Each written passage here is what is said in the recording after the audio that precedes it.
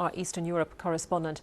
Well, let's speak now to Michael Bociurkiw, Global Affairs Analyst and Senior Fellow at the Atlantic Council. Good to have you with us. And do you think Western allies will be concerned, if not frightened off, by this latest discussion about the type of missile that was targeted towards Ukraine? President Zelensky, just to add to the slight confusion over this, is saying it has all the characteristic speed, altitude of an intercontinental ballistic missile.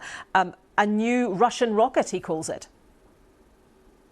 Good to be with you. Well, first of all, whatever arrived in the evening, we've just been put on alert all over Ukraine, but specifically Odesa, that another missile is on its way from the very airfield, far deep inside Russia, from where this alleged ICBM came from. So if I have to bolt during the interview, you'll know why. But I think whatever was used was a high-powered, long-distance missile, and it fits into a pattern of Russia using a different mix of high-powered missiles, medium, short range, but also a range of drones now, some of which can demolish a whole building. We have not seen that before. In terms of Western response, well, I think they need to answer the question is why they waited so long to arm Ukraine right now with these types of missiles that can strike deeper into Russia. Because in a way, they've provided escalation themselves by not deterring Russia. So Russia feels now that it has no more red lines, that it can do whatever it wants. And you can imagine the feeling here in Odesa and other Ukrainian cities right now. I have never experienced this height of anxiety as I do right now among neighbors and friends here. It's just a feeling that we don't know what will happen next. And one more thing, if I may, most of Odesa is in a power blackout right now. Wi-Fi has almost gone out the window, as well as mobile signals.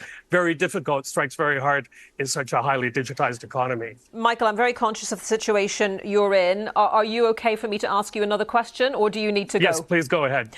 Yeah, interesting line you said there in that answer. Russia feels it has no more red lines. To what extent, though, do you think Russia is waiting for President-elect Trump to take office again and to see what he has to say about the situation? Well, I think Ukraine is in trouble in that sense because Mr. Trump's subversiveness to Mr. Putin has no floor. And I think he will try to keep him on as much as he can as a buddy.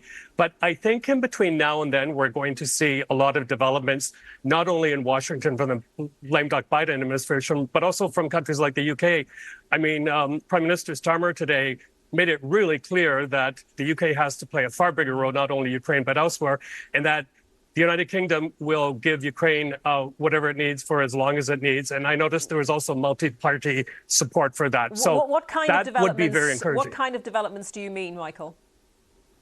I think we have to reach a point where more of these longer-range missiles are provided, because there is a shortage of them worldwide right now. We're not sure how many Ukraine has, but I think the Ukrainians feel that they need to strike further into Russia, where these launch pads are being used to send missiles and drones this way.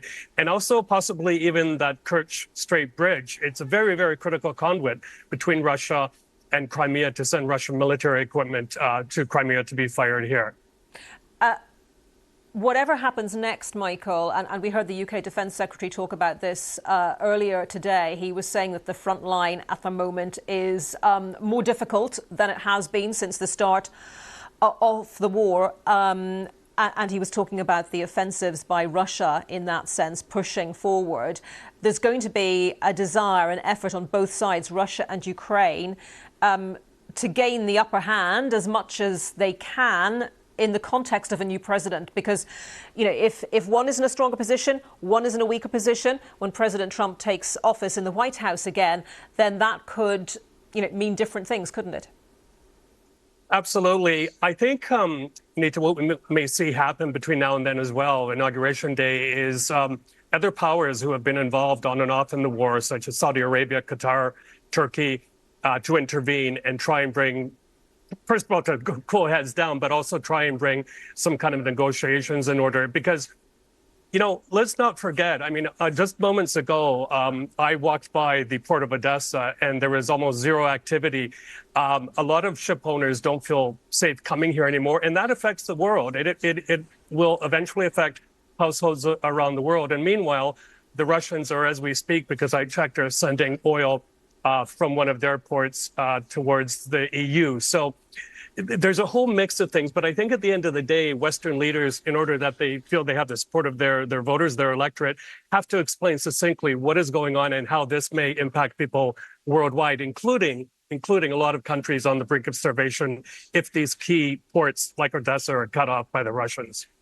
OK, Michael, thank you for your thoughts today. Do stay safe there. Michael Bociurkiw from the